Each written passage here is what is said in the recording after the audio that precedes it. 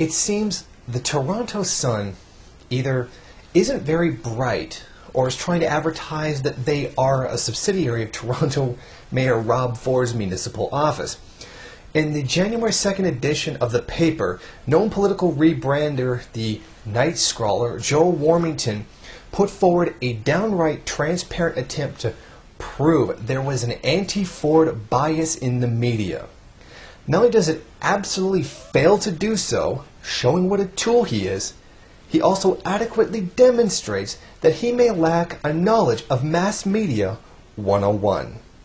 The transparency of the pro-Ford agenda of the Toronto Sun is as obvious as the prejudice it has towards minorities and homosexuals.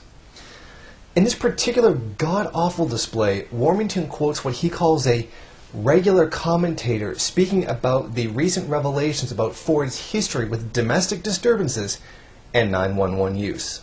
In some press outlets, he looked like a wife-beater, a drunk, a kidnapper and abuser of his office, a serial 911 caller, and an international fugitive Grinch taking his kids to Florida and away from their mother for Christmas.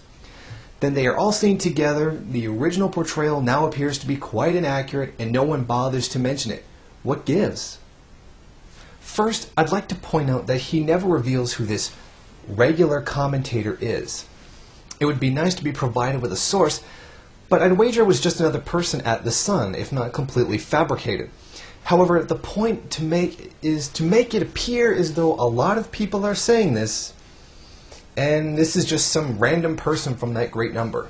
But I digress from the ridiculous statement.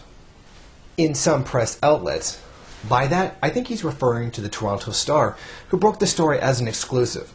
However, he could be referring to all the other media in Ontario, seeing as he, and this paper, is convinced that there is an anti-Ford bias conspiracy. It would be nice if he would have been specific here. Mr. Warmington's mystery guest commentator then proceeds to claim Ford was made out to be all sorts of nasty things. However, the reality is quite different. The Star, who broke the story, quite specifically said that the Toronto Police Youth and Family Violence Unit, who handles these matters, said there was no violence. No one implied or even questioned if there had been violence. It was stated very clear for the record. Some of the other images may be more true than Mr. Warmington would like to admit. One of those calls from the Ford home, the Christmas morning one, did involve alcohol. His mother-in-law called making complaint about his behavior while drinking. As for kidnapper, that same night he was trying to take his kids to Florida against his wife's wishes. That is why the call was made, and taking a child out of the country without the permission of the other parent is kidnapping. He did not take the child out of the country, but if he had, he would have been guilty of a crime. Mr. Worthington, you need to get your facts straight. It was not a case of almost taking the kids to Florida to get away from their mother for Christmas. It was almost a case of child abduction, a serious crime, not the mere inconvenience you tried to make it out to be. As for serial 911 caller, what makes you even think that? What is the benchmark for a title like that? The police records show that there have been many calls in the past few years to the home. Access to Information Act requests have been largely denied, so we don't know exactly how many or what they were about.